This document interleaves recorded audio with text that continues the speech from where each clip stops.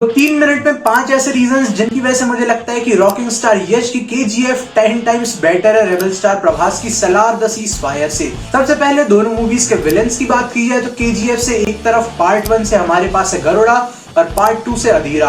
अब भले ही पार्ट 1 में रॉकी ने गरुड़ा को इजीली पेल दिया हो, बट गरुड़ा ने एक्चुअली काफी ज्यादा चैलेंज किया था रॉकी को, जहां पहले अटेम्प्ट में रॉकी फेल हुआ और हमें गरुड़ा का भौकाल देखने को मिला इस सीन में। वहीं पूरे केजीएफ में जिस तरह से गरुड़ा एकदम बारबेरिक तरीके से रूल कर रहा था, लोगों को इतनी यातनाएं दे रहा था, ये सब इनफ था गरुड़ा को एज अ वर्दी विलन सेटअप करने के लिए। और अधीरा की तो मैं क्या ही बात करूं, जिसने रॉकी के साथ अपने पहले ही एनकाउंटर में उसे ऑलमोस्ट मार दिया था और केजीएफ फैसिलिटी को घुटनों पे ले आया था, वो भी अकेले। अब केजीएफ के इन दो विलन्स के आगे सलार में हमारे पास क्या था? इस अजीब से आदमी के ज़ॉम्बी बने इंसान, कुछ फालतू गुंडे, या फिर ज्यादा से ज्यादा ये आदमी जिसे देवा ने इन बच्चियों की जान बचाने के लिए मारा था, या फिर इसका बाप जिसका देवा ने सबके सामने गला काट दिया था। मतलब सीरियसली सलार के विलन्स इतने कम आइकॉनिक थे कि मुझे इनका नाम भी याद नहीं है। सलार एक्चुअली काफी पीछे रह गई अपने विलन्स के मामले में, जहां में एक भी ढंग का हीरो वर्सेस विलन कॉन्टेस्ट देखने को ही नहीं मिला। सलार ने बेसिकली अपना विलन वाला पूरा पार्ट अपने सीक्वल के लिए छोड़ दिया, जहां उन्होंने वरदराज मन्नार को बस as a bigger villain setup करके छोड़ दिया और पार्ट 1 को सिर्फ ऐसा बिल्डअप यूज किया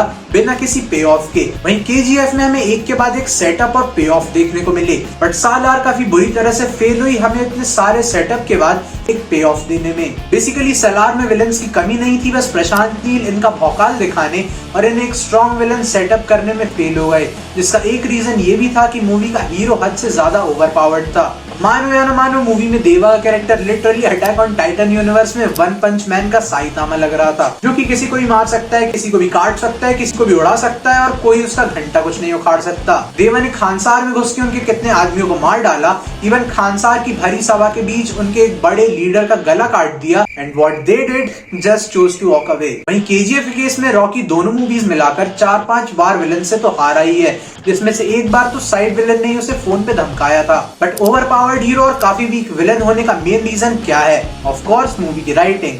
now Salaar the ceasefire undoubtedly अपने यूनिवर्स को काफी अच्छा एक्सप्लेन करती है। इसके यूनिवर्स की वर्ल्ड बिल्डिंग, हायरार्की, सब कुछ हमें एक्सप्लेन किया जाता है, इवन केजीएफ से बेटर इसे एग्जीक्यूट किया गया है, बट अल्टीमेटली उसका कोई रिजल्ट निकल कर नहीं आता। लाइक एक टाइम पर मूवी में तुम ये कह रहे हो कि देवा को मार देंगे, बट जब देवा सबको मार देता है तब तुम उसे जेल में डाल देते हो। लाइक उसके डिसीजंस का आफ्टर मैथ कहाँ है? केजीएफ में रॉकी के गुरु पांड्यन को पार्लियामेंट में मारने से केजीएफ खत्म हो गया था, बट यहाँ देवा एक के बाद एक सबको पेला जा रहा था एंड ये लोग उसे बस जेल में डाल रहे थे, जिससे eventually at the end of the movie वो वैसे भी बाहर आ ही जाएगा। मूवी में देवा के कैरेक्टर को इतना ज्यादा अननेसेसरी बिल्डअप मिला है जितना केजीएफ के दोनों पार्ट मिला के रॉकी को नहीं मिला होगा, और हर एक फाइट सीक्वेंस के पहले build up, slow motion entry, loud BGM, like what the fuck is going on here. ऊपर से स्क्रीन प्ले और स्टोरी टेलिंग मूवी को काफी ज्यादा एलोंगेटेड और स्ट्रेच्ड फील करवाते हैं। इसका स्क्रीन प्ले इतना ज्यादा इनकंसिस्टेंट था कि एक्चुअली थिएटर में मैं बोर होने लग गया था। और लास्ट का जो वो राज मन्नार का एक के बाद एक बड़े बड़े सस्पेंस रिवील करने वाला सीन है, जिस पर ज्यादातर लोगों के दिमाग फट जाने चाहिए थे, वहां तक आते आते मुझे लग रहा था कि भाई बस करो, मेरा हो गया है, मुझे अपने घर जाना है।